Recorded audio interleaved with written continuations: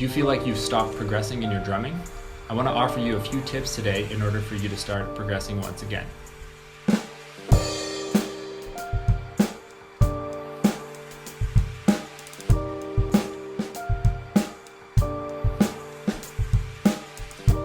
Anders Ericsson described in his book Peak how world-class performers develop their skills and get as good at what they do. Today I want to talk to you about these learning concepts and how they apply to drumming. So most people think that in order to improve at something, all you have to do is do that activity over and over again. And this is true, but only to a certain extent. When you first start out at something, there's a lot of progress in the beginning, and then usually that progress kind of plateaus. So for example, in my own drumming, when I first started out, I lived in the city in an apartment, and I couldn't practice at home because it would make too much noise. I had a band, and we practiced once a week every Thursday. And just from going to these band practices once a week, there was a huge amount of progress.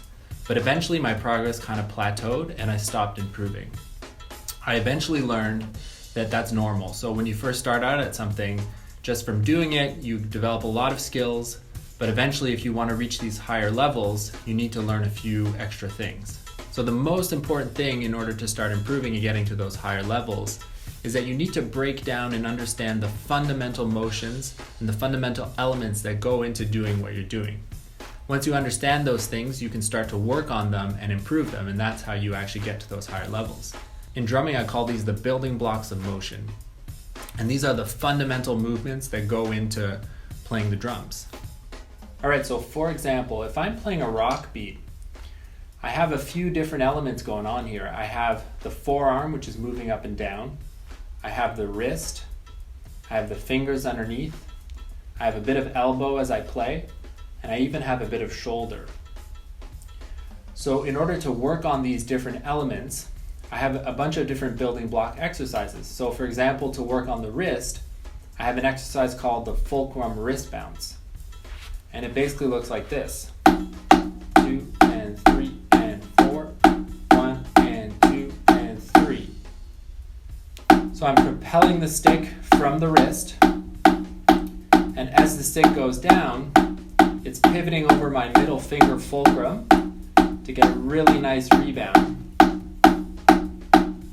And then I'm snapping it in the back of my hand and then pulling it back up. I even have another exercise to develop the fulcrum over the middle finger. So using these kinds of building block exercises, that's how you can improve your drumming and your rock beat.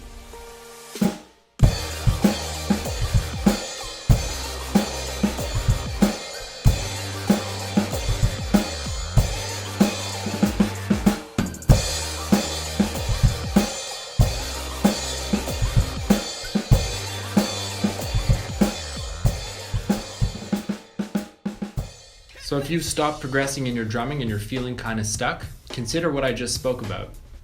You have to break down and understand the different elements that go into drumming and then work on exercises that will develop those specific elements.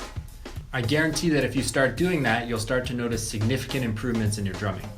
If you'd like to learn more about drumming technique and this idea of building blocks that I just spoke about, have a look at my online courses or consider signing up to my free molar technique mini course. Just click on this link and you'll be sent to a sign-up page. Then enter your email and first name and click on Go to Course. I will only use your email to send you high-quality content related to the molar technique, and you can unsubscribe at any time. After that, you can start working on the free course.